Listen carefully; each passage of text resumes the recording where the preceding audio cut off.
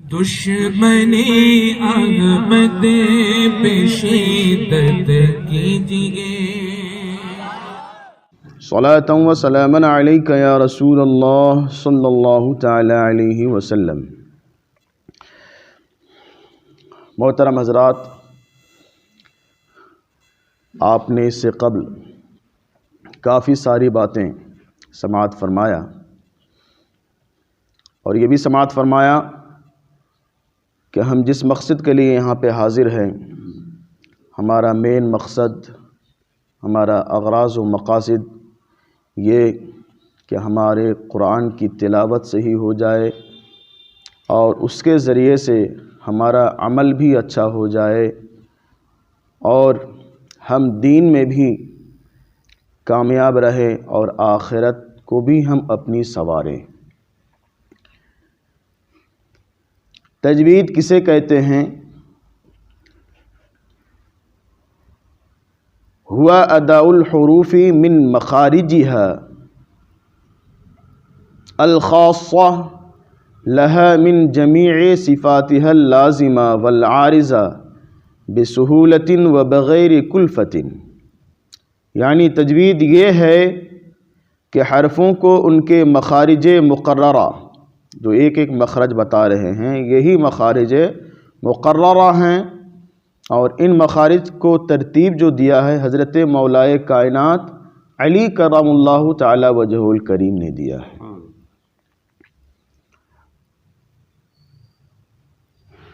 اور جملہ صفات لازمہ و عارضہ،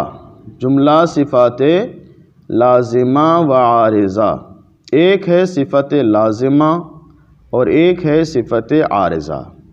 اگر ہم نے مخرج کے ساتھ حروفوں کو ادا کر لیا ہے اور ہم نے اگر صفات نہیں ادا کیا ہے تو یہ ایسے ہی ہے کہ جسم تو ہے مگر اس میں روح نہیں ہے. لہٰذا مخرج کے ساتھ ساتھ صفات کی بھی ادائیگی لازمی ہے، ضروری ہے. جیسے روح کے ساتھ جسم ضروری ہے اور جسم کے ساتھ روح ضروری ہے. مثال کے طور پر ایک حرف ہے سین اور ایک حرف ہے صاد. دونوں حرف کا مخرج زبان کی نوک اور اوپر نیچے کے جو بڑے دانت ہیں ان دانتوں کے درمیان سے ادا ہوتا ہے. سرا زبان مع سرا ثنایا سفلا و علیا، مع درمیان سرا ثنا سفلا و علیا، یہ جو چار بڑے دانت ہیں دونوں چاروں دانتوں کے بالکل درمیانی حصے میں جب زبان کی نوک کو رکھتے ہیں تو وہاں سے سین بھی ادا ہوتا ہے، وہاں سے صاد بھی ادا ہوتا ہے. لیکن جب زیر زبر پیش کے ساتھ ہم اس کو ادا کریں گے تو سین زبر سا، سین زیر سی، سین پیش سو، ایسی ہی صاد زبر صا، صاد زیر سی، صاد پیش سو. تو سین کی آواز پتلی آئی سا، صاد کی آواز موٹی آئی صا. یہ اس کی صفت لازمہ ہے. ورنہ کیا ہے، مخرج کیا ہے، دونوں کا ایک ہے، دونوں کا مخرج ایک ہے، ایک ہی جگہ سے ادا ہو رہا ہے. لیکن صرف سین پتلا ہے، صاد موٹا ہے. تو صاد کی آواز صا، اور صاد کے نیچے جب ہم نے زیر دیا تو اس کی آواز ہو گئی صی، اور سین کے نیچے زیر دیا تو اس کی آواز ہو گئی سی، سی صی. ایسی پیش دیا سو، ایسی ہی جب صاد کو ادا کریں گے تو اس کی آواز آئے گی سو، سو، اس طرح کی آواز آئے گی. یہ ہے صفت لازمہ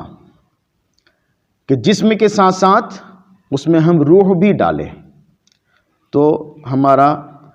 ہماری تلاوت، ہمارا عمل صحیح ہوگا. ورنہ اس کے اثرات بہت ہی اثر انداز ہو سکتے ہیں اور بہت ہی الٹا پڑ سکتا ہے. مثال کے طور پر ہم درود شریف ہی پڑھتے ہیں، درود شریف پڑھتے ہیں، اللہم صلی، وہ صاد سے ہے، جس کا معنی ہے اے اللہ درود بھیج، درود بھیج کس پر؟ علی محمد صلی اللہ علیہ وسلم، محمد صلی اللہ علیہ وسلم پر۔ صل، صاد کے ساتھ صل، میں بتاؤں گا کہ کیسے موٹا ہو رہا ہے۔ اکثر حضرات صل پڑھتے ہیں، ہونٹوں کو گول کر دیتے ہیں اور زبان کو گول کر دیتے ہیں اور ہونٹوں کو گول کر دیتے ہیں، جس سے کیا ہوتا ہے؟ سین گول ہو جاتا ہے۔ جیسے با کو اگر با کرے تو حرف چینج نہیں ہوگا، اسی کی آواز بگڑے گی، ایسی ہی اگر سا کو سوا کرے تو آواز بگڑ جائے گی، وہ صاد نہیں ہوگا۔ ایسی ہی اگر زیر دیں گے نیچے تو سین زیر سی تو پتلا ہو گیا، لیکن جب صاد کے نیچے زیر دیتے ہیں تو ہم میں بیشتر اکثر حضرات سوئی پڑھتے ہیں، سوئی، یعنی اللہم، جیسے مثال کے طور پر خا صاد زیر سوئی۔ تو اگر صرف ہونٹوں کو گول کر کے، آواز کو گول کر کے سوئی بولیں گے تو اس کا نتیجہ کیا ہوتا ہے کہ ہم نے اس کے اوپر پیش دے دیا اور وی کی آواز لگا کر کے سوئی۔ جلدی سے دیکھیے، سو وی کو جلدی سے ادا کریں گے تو سوئی، سوئی، زیر ابھی ادا ہی نہیں ہوا اور یہ سین کی بگڑی ہوئی آواز ہے، اور ایک ایکسٹرا حرف آ رہا ہے واو، چونکہ ہونٹ جو ہے یہ واو کا مخرج ہے۔ ہونٹ کو اگر ہم گول کر دیں گے تو ہم بغیر بھی ادا کریں گے، قصد بھی نہیں کریں گے، تب بھی ایک حرف جو واو ہے وہ ادا ہو ہی جائے گا۔ طریقہ یہ ہے کہ جو زبان کی جڑ ہے جہاں سے قاف ادا ہوتا ہے، اس زبان کی جڑ کو جہاں چھوٹی زبان لٹکتی رہتی ہے اس کی طرف اٹھایا جائے۔ اس کو صفت مستعلیہ کہتے ہیں، استعلاء کی صفت کہتے ہیں، جو صفت لازمہ ہے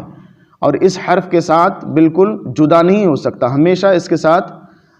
باقی رہتی ہے۔ تو وہ صفت جب ادا کریں گے، سی، صا، سوئی کی الگ آواز ہے، سوئی بولے تو وہ غلط آواز ہے، سی، صا، اس کے ساتھ جب ہم نے کہا تو اس کا مطلب ہوتا ہے کہ اے اللہ محمد صلی اللہ علیہ وسلم پر درود بھیج۔ لیکن اگر ہم نے اس کے بجائے اگر سین سے پڑھ دیا تو اس کے معنی کیا ہو سکتے ہیں اور اس پر کیا اثرات مرتب ہو سکتے ہیں؟ سماعت فرمائیں۔ ایک درود شریف ہے، ہم نماز میں پڑھتے ہیں، سامنے تشریف لائے تاکہ آپ خوب اچھے سے دیکھ سکیں۔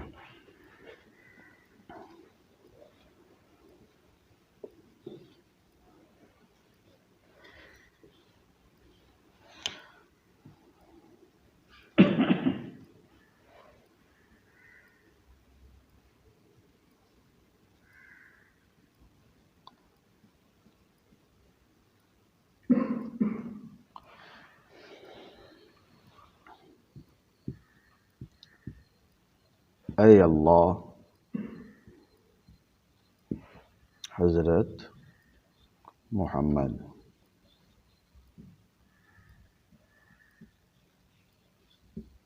صلی اللہ علیہ وسلم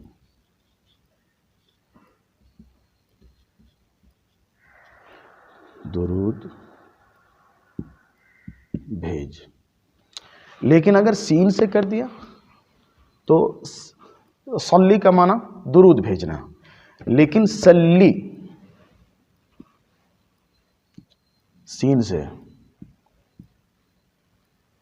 سلی کا معنی ہوتا ہے تلوار کھینچنا۔ جب عربی ڈکشنری اٹھائیں گے تو اس کا معنی ہوتا ہے تلوار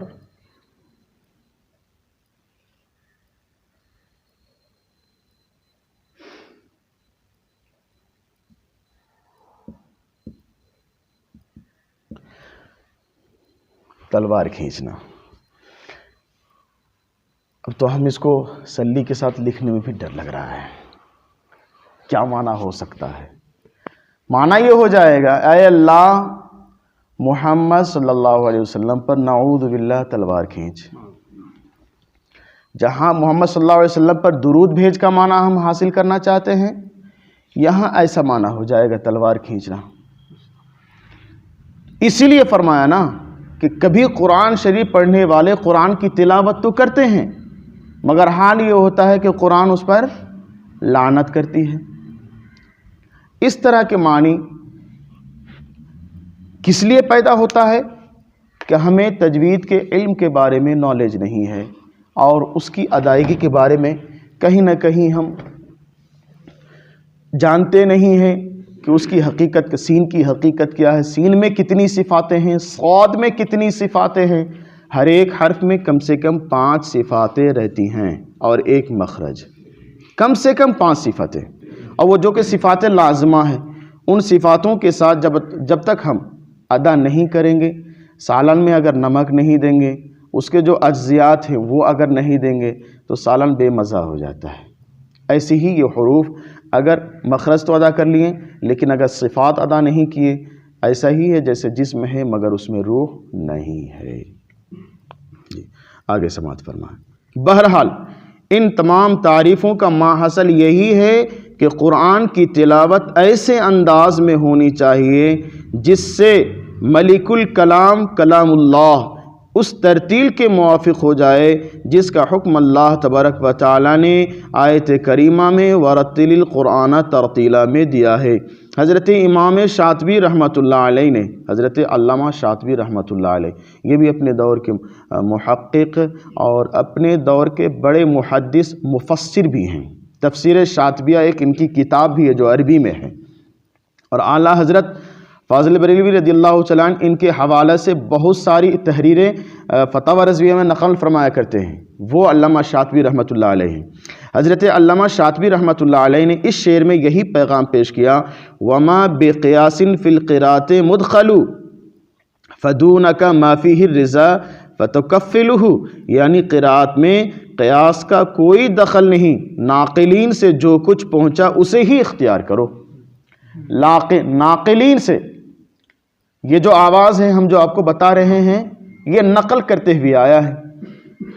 رسول کائنات صلی اللہ علیہ وسلم سے صحابہ کرام نے نقل فرمایا، صحابہ کرام سے تابعین نے نقل فرمایا، اور تابعین سے ائمہ مجتہدین نے، پھر ائمہ کرام نے، پھر اولیاء کرام نے، پھر علماء امت نے، اور پھر اس کے بعد قراء ہوتے ہوئے امام نافع مدنی، امام ابن کثیر مکی، حضرت ابو عمر بصری، حضرت ابن عامر شامی رضی اللہ عنہم، اور اس کے بعد ہمارا امام جس کی روایت ہم لوگ پڑھتے ہیں، حضرت امام عاصم رحمۃ اللہ علیہ، پھر اس کے 2 راوی حضرت امام حفص رحمۃ اللہ علیہ، حضرت امام شعبہ رحمۃ اللہ علیہ، ان کے 2 راوی حضرت امام، جس امام کے ہم لوگ پڑھتے ہیں، مثال کے طور پر ہم لوگ شریعت میں جس امام کی پیروی کرتے ہیں حضرت امام اعظم ابو حنیفہ، اس کے 2 راوی ہیں، ان کے راویوں کے ذریعے سے ہم تک مسائل پہنچے ہیں نا، حضرت امام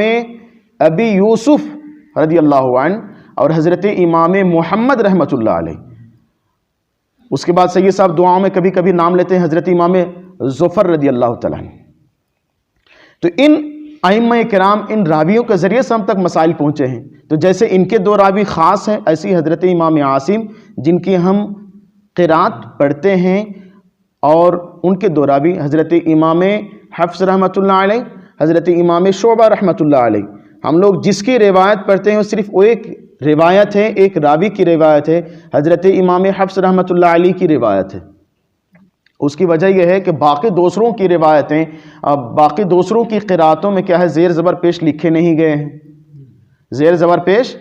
لکھے نہیں گئے ہیں، اور اس کی روایتوں کے مطابق نقطے بھی نہیں لگائے گئے ہیں۔ نقطے کس کی روایت کے مطابق لگائے گئے ہیں؟ حضرت امام حفص رحمۃ اللہ علیہ کے مطابق، روایت کے مطابق لگائے گئے ہیں۔ زیر زبر پیش بھی حضرت امام حفص رحمۃ اللہ علیہ کے روایت کے مطابق لگائے گئے ہیں، اس لیے ہمیں یہ پڑھنے میں آسانی ہے،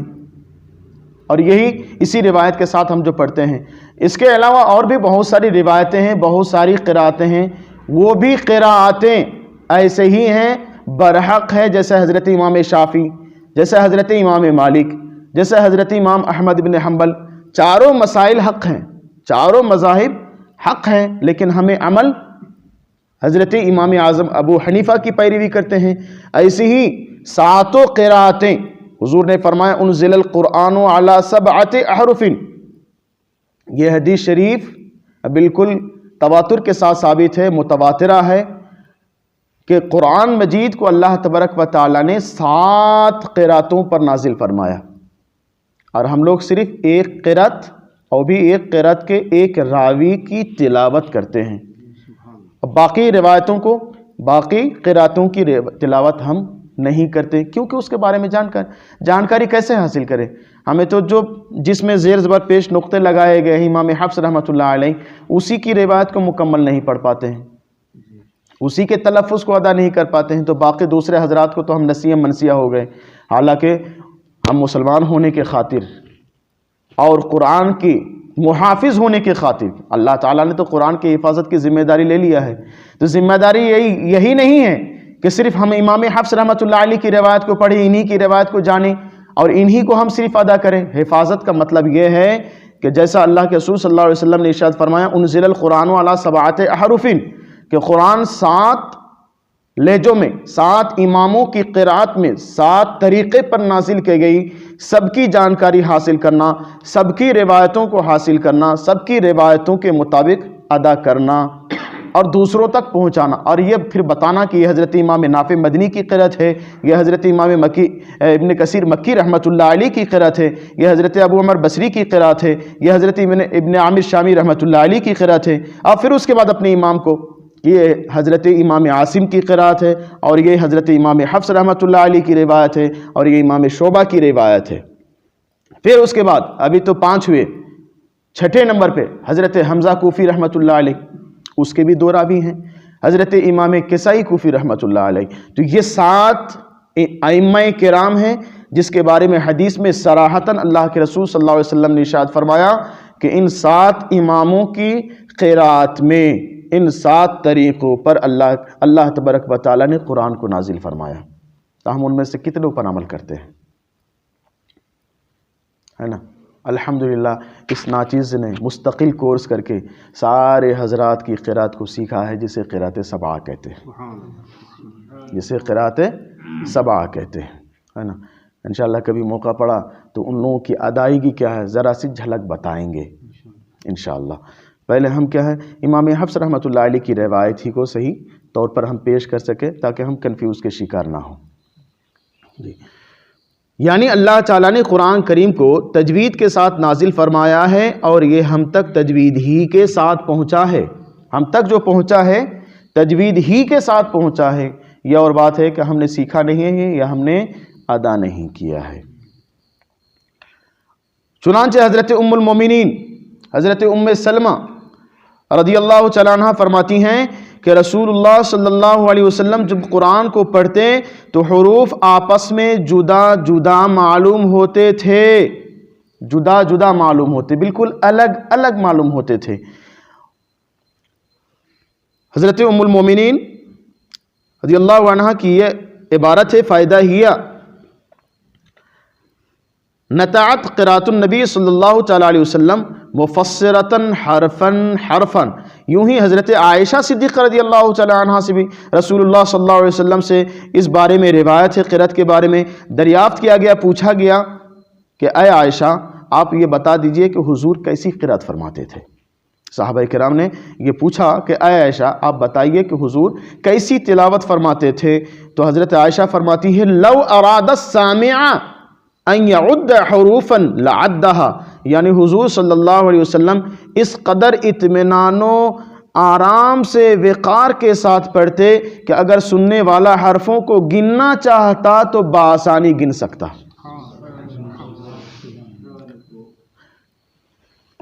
حرفوں کو اگر گننا چاہتا تو بآسانی گن سکتا تھا۔ الحمدللہ آپ جو میرے پیچھے اتباع کرتے ہیں، میں کوشش کرتا ہوں کہ حروف کے مخارج اور صفات کا جو ہم اہتمام کرتے ہیں نماز کے اندر، آپ بھی اگر قرآن کے حروف کو اگر الگ الگ نظریے سے دیکھنا چاہتے ہیں کہ الف لام الحمد، ہر حرف اپنے اپنے مخرج کے ساتھ مکمل طریقے سے کیسے ادا ہو رہا ہے، تو آپ بخوبی اندازہ لگا سکیں گے کہ یقیناً تلاوت بہت اچھی ہو رہی ہے، اور ایک ایک حرف کو گننا چاہیں تو آپ گن سکتے ہیں۔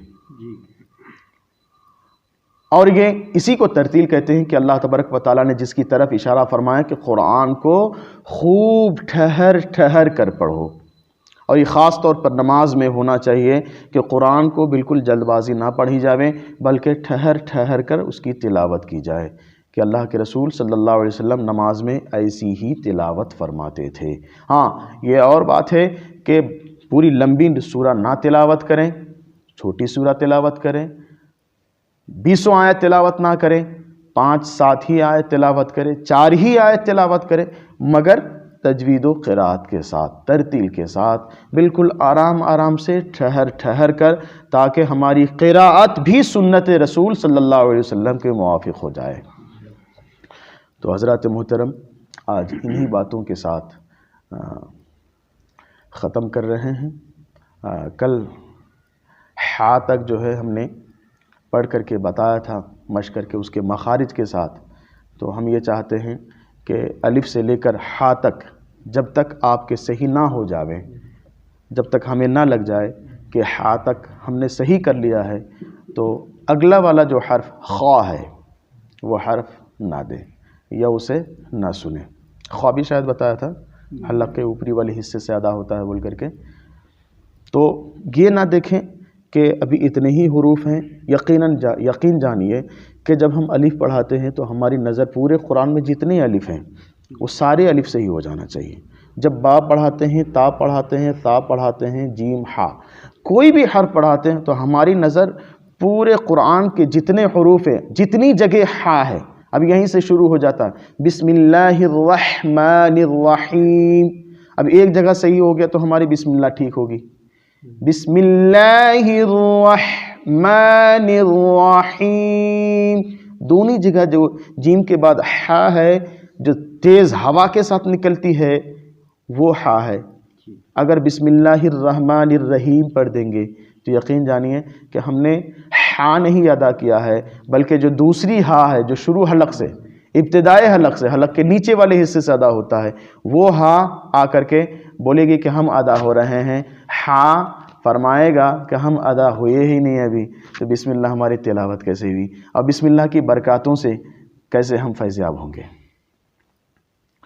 تو ایک جگہ ہم اگر ایک حرف پڑھا رہے ہیں تو پورے قرآن میں الحمد میں دیکھیے پہلی ہا آ گیا ہے، پہلی ہی لفظ میں ہا آ گیا ہے نا، اور پہلی لفظ میں حمزہ بھی آ گیا ہے اور لام بھی آ گیا ہے۔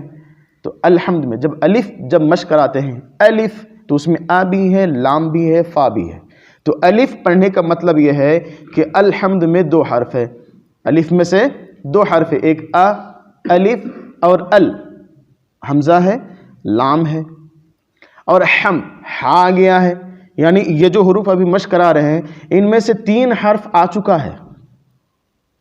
3 حرف آ چکا ہے۔ تو جب یہ تینوں حرف ہمارے صحیح ہوں گے تب چل کر کے الحمد صحیح ہوگا۔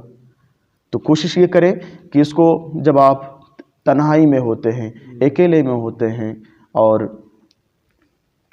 تو اس وقت اس کو مشق کریں، اور جب یہ صحیح ہو جائے، لگ جائے کہ صحیح ہو گیا ہے، تو ہمیں صرف اشارہ فرما دیجئے، انشاءاللہ میں وہاں حاضر ہو جاؤں گا، نہیں تو آپ جہاں بلائیں گے، جہاں آپ کو آسانی ہوگی، ظہر کے بعد، عصر کے بعد، انشاءاللہ میں وہیں پہ حاضر ہو جاؤں گا، اور اس کو کنفرم کر دیں گے کہ ہاں یہ الحمدللہ صحیح ہو رہا۔ تو آپ کو بھی اطمینان ہو جائے گا، ہمیں بھی اطمینان ہو جائے گا، ہمیں بھی اطمینان ہو جائے گا۔ اور ایک طرف سے ہم جو پڑھا رہے ہیں اس کو ایک طرف ہی سے صحیح کرنے کی کوشش کریں گے، تاکہ جب تک یا تک پہنچ جائیں تو ہمیں ایسا لگے کہ ہمارے سارے قرآن کے حروف اب صحیح ہو گئے ہیں۔